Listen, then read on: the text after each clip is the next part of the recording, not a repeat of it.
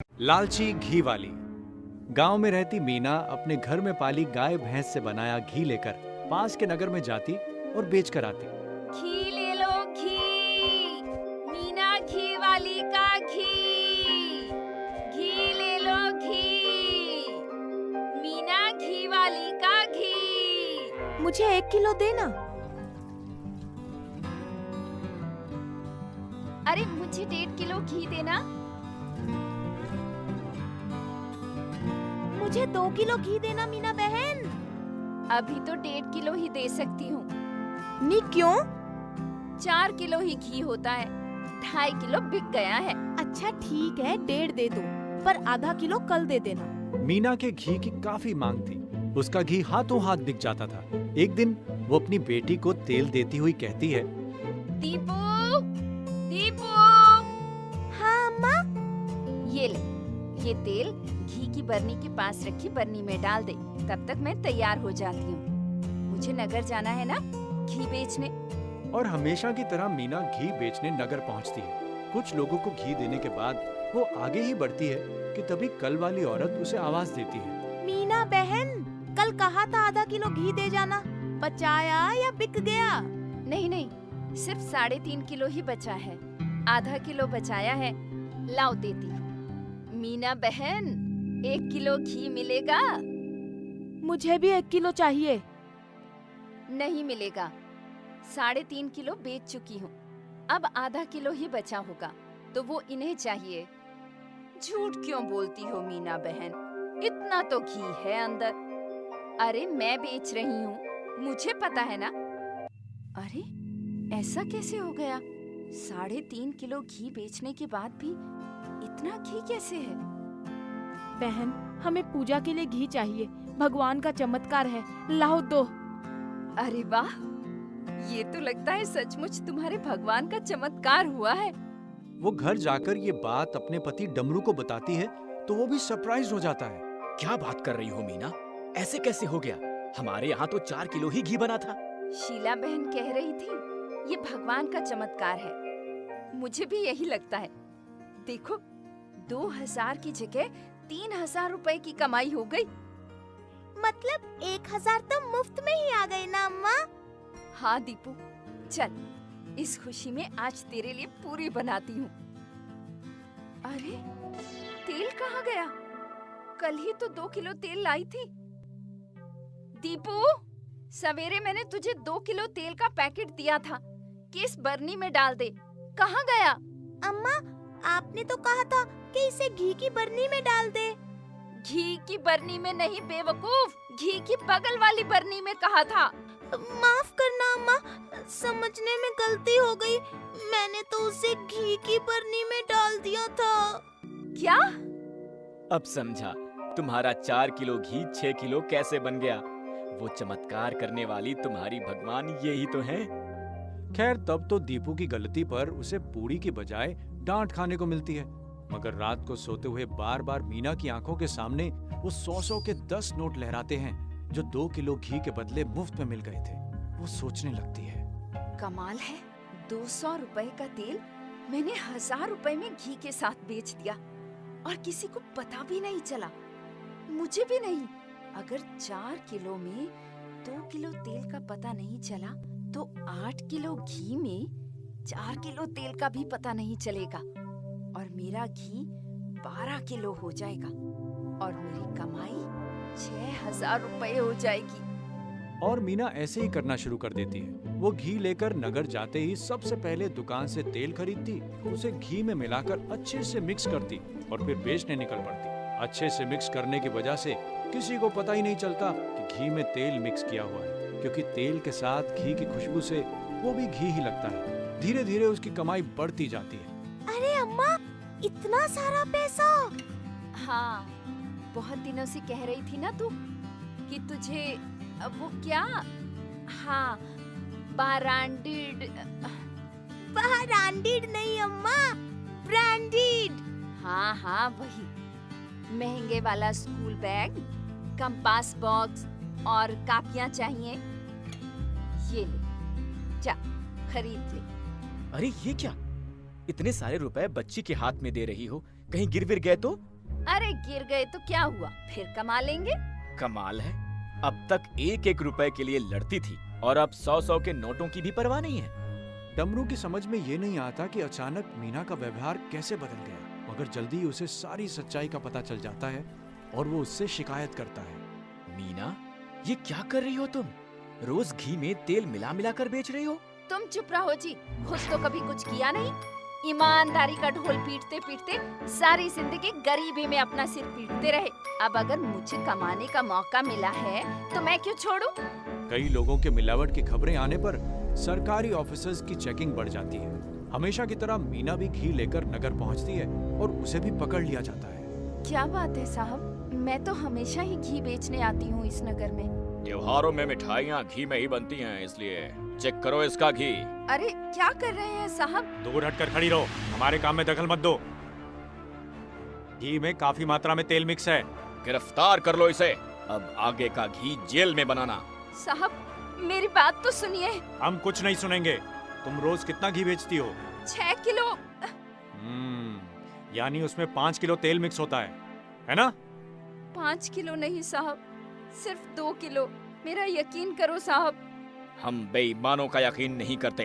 5 kilo तेल मतलब 5 kilo, और रोज 5 किलो तेल के हिसाब से पूरे महीने की पेनल्टी हुई 75,000 यानी 75,000 रुपीस। या तो पेनल्टी दो या जेल जाओ। और जेल जाने के नाम पर ही मीना रो देती है, मगर ऑफिसर्स पर उसके रोने का कोई असर नहीं पड़ता। वो उसके पति को फोन करके बुलाते हैं। उसका पति मीना के गले में जमा सारा रुपया लेकर ऑफिसर्स को पेनल्टी के रूप में देता है। तब जाकर ऑफिसर्स मीना को छोड़ते हैं। डमरू उसे सांत्वना देता हुआ कहता है, कोई बात नहीं मीना, गलती इंसान से ही होती है। अच्छा हुआ लोगों को पता नहीं चला। अब तुम ईमानदारी से घी बेचोगी तो वैसे ही बिकेगा, तुम्हारे धंधे पर कोई असर नहीं होगा। काश मैंने ऐसा ना किया होता। मेरी बेईमानी की कमाई के साथ साथ ईमानदारी की कमाई भी चली गई। तुम सच कहते थे, कभी कभी गलती से हुए फायदे को अपना धंधा नहीं बना लेना चाहिए। लालच के सहारे इंसान कुछ दिन निकाल सकता है, पूरी जिंदगी नहीं बिता सकता। बुद्धिमान चाय वाला।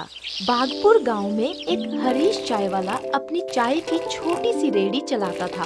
एक तो वैसे ही चाय बड़ी सस्ती होती है, ऐसे में कई बार उसके 1-2 मुफ्तखोर दोस्त आ जाते थे। तो कभी कोई मजबूर भूखा प्यासा इंसान आ जाता था तो वो उन्हें चाय पिला देता था। ऐसे में उसका अक्सर नुकसान हो जाता था। इस बात से वो बहुत परेशान रहता था। ये लो सुमन, आज फिर वही पैसे मिले हैं।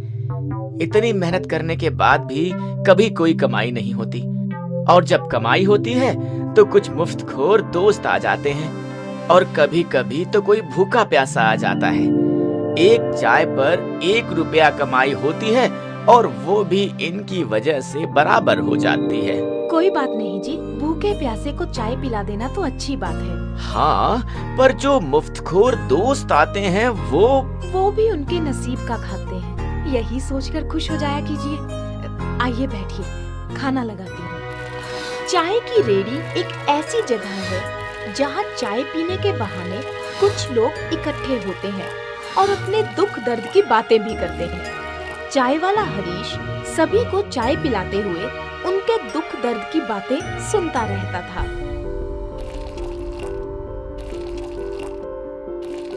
क्या बात है भोला, कुछ परेशान से लग रहे हो? हाँ यार, बीवी की तबीयत बहुत खराब है और डॉक्टर के पास जाने के लिए पैसे नहीं है। मेरा भी पेमेंट नहीं आया है, वरना मैं ही दे देता। हरीश भाई से पूछ कर देखो। हरीश भाई?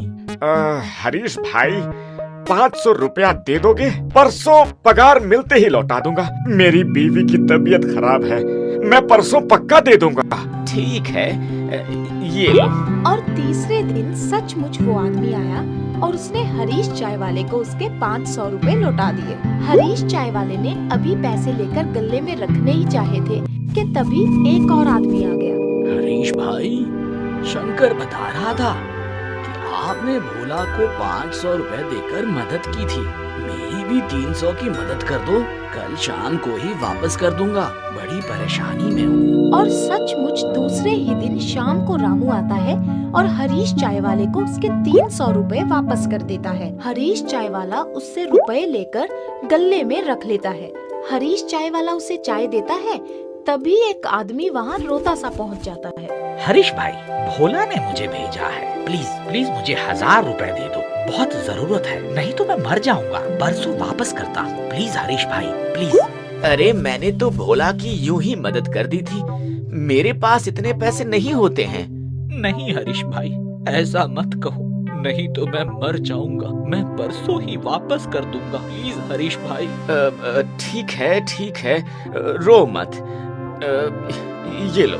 और हरीश भाई उसे 1000 रुपए दे देते हैं। उन्हें इस बात का डर भी लगता है कि ऐसा ना हो इतनी बड़ी रकम लेकर वो चंपट हो जाए। 1000 रुपए की रकम हरीश भाई चाय वाले के लिए बड़ी रकम थी, मगर परसों सचमुच वो वापस आता है और हरीश भाई को 100 के कुछ नोट देता है। हरीश भाई नोट गिनते हैं तो देखते हैं कि वो 1200 है। भाई ये तो 1200 है, आप तो 1000 रुपए ले गए थे, ये लीजिए 200 रुपए वापस। नहीं हरीश भाई, ये मेरी तरफ से आपको, ऐन वक्त पर आपने मेरी मदद की। नहीं, ये मैं नहीं ले सकता। ले लो हरीश भाई। नहीं भाई, मैं नहीं ले सकता, ये एक्स्ट्रा पैसे। रख लो हरीश भाई, फिर जरूरत पड़ी तो आप ही काम आएंगे, फिर ले लेंगे। हाँ हरीश भाई, रख लो। चलिए आपके ये 200 रुपए इस जेब में रखता हूँ, जब जरूरत पड़े ले लीजिएगा। और उसी दिन हरीश चाय वाला अपने घर पर जलेबी लेकर पहुंचा। बीवी जलेबी देखते ही खुश हो गई। मेरी पसंद की जलेबी 4 महीने से इंतजार कर रही थी, लगता है आज मुद्दल के साथ साथ कमाई भी हुई है। कमाई ही नहीं, एक्स्ट्रा 200 रुपए आ गए, ये देखो। 200 रुपए? वो कैसे? हमारे एक ग्राहक को 1000 रुपए की जरूरत थी, मैंने दे दिए, उसका काम हो गया, तो खुशी में उसने 1000 के साथ साथ 200 रुपए एक्स्ट्रा दे दिए मुझे। उस दिन बड़े दिनों बाद हरीश चाय वाले ने अपनी बीवी को इतना खुश देखा था।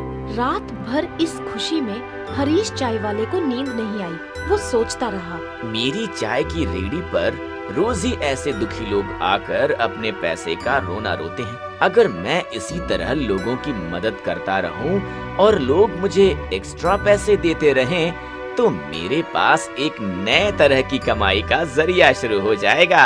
और उस न सिर्फ लोगों को चाय पिलाने पर ध्यान देता था, बल्कि उनकी बातों पर भी बहुत ध्यान देता था।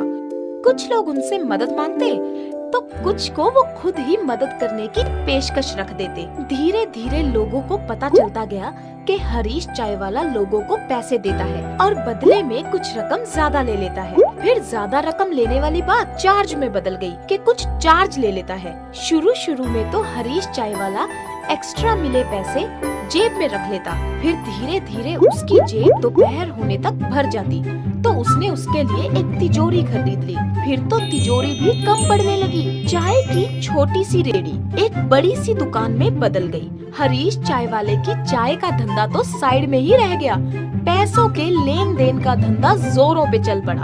अब हरीश चाय वाले की दुकान पर चाय पीने वाले कम और मदद मांगने वाले ज्यादा आने लगे। हरीश भाई, बेटी की शादी है, 1 लाख रुपए चाहिए, पर थोड़ा लेट दूंगा। दीनदयाल भाई, जब चाहो दे देना, आपकी बेटी हमारी बेटी है, खुशी से शादी करो। ये लो। हरीश चाय वाले में न सिर्फ मदद की भावना थी, बल्कि उसका स्वभाव भी बहुत अच्छा था। धीरे धीरे उसने अपने गांव में ही नहीं, आसपास के 4 गांव में भी ऐसी इज्जत बना ली कि कुछ दिनों बाद जब गांव के मुखिया का चुनाव हुआ, तो सभी ने उसी का नाम मुखिया के तौर पर आगे रख दिया। उसने बहुत मना किया, पर कोई नहीं माना, और वो सारे जिनकी उसने जाने अनजाने में मदद की थी, उसे भारी मतों से जिताकर अपना मुखिया बना लाए। अपने पति को मुखिया बना आया देख चाय वाले की बीवी बहुत खुश हुई। ए जी, ये कौन सा जादू कर दिया आपने लोगों पर? चाय वाले से सीधे मुखिया। क्या बताऊं सुमन, मैं तो एक ही बात जानता हूँ, इंसान कितना भी छोटा काम क्यों ना करता हो, जिंदगी उसे आगे बढ़ने का एक मौका जरूर देती है। अगर वो अपनी बुद्धिमानी से उस मौके का फायदा उठा जाता है तो वो दुनिया की बड़ी से बड़ी जंग भी जीत सकता है।